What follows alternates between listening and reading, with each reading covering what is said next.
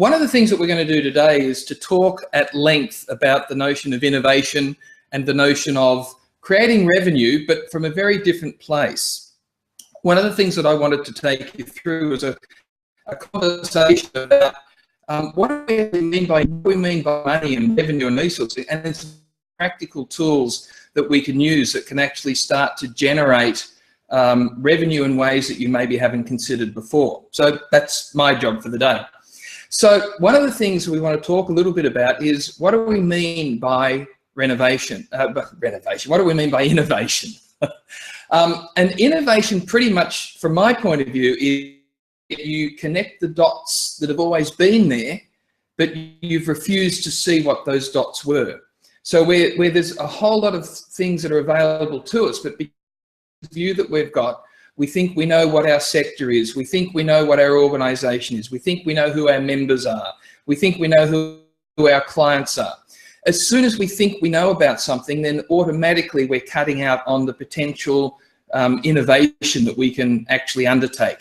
So what I'm going to invite you to look at over the next hour and a half is, well, what if we changed some of our points of view about some of these things? What if we started to say, well, what are those dots out there that I haven't even thought of looking at? What if our sector wasn't like this? What else could it be like? And this is one of the great gifts that our directors and our boards can be, is to actually help shape those sorts of conversations where we're not buying into what everyone else thinks our particular sector, our particular organisation, the particular people that we're working with.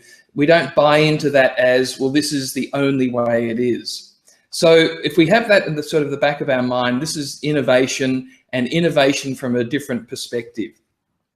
Now, one of the interesting things of looking at revenue then is that one of the biggest issues always that we have with revenue and with money, again, is our point of view about what we think revenue is, what we think money is, what we think the creation of revenue is. And so this becomes an issue when we are looking at, well, what are the different avenues of revenue? Because mostly people think, well, I need more grants, or I need more contracts, or I need more of the same.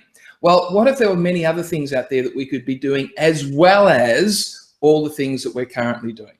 So that's what we're going to explore a little bit today, and some really cool tools that we can use to help sort of unlock both the innovation, but also look at what the revenue possibilities are in ways that we haven't considered.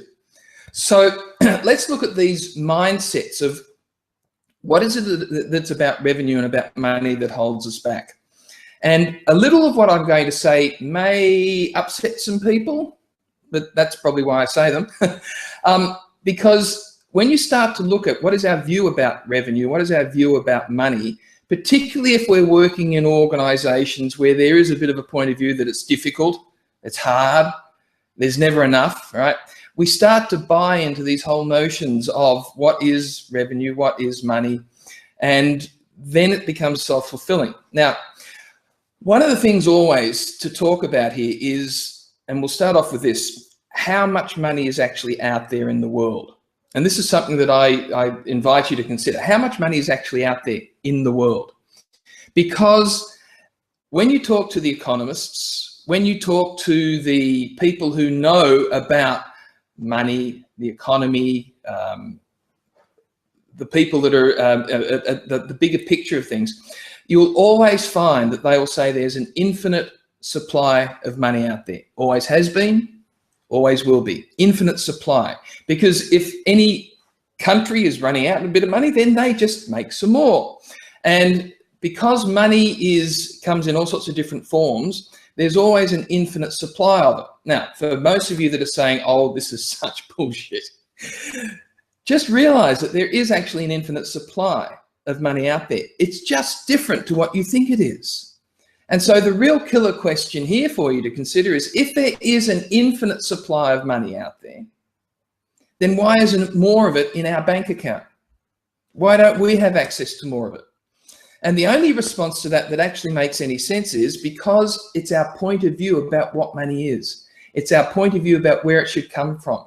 It's our point of view that it has to be in our bank account.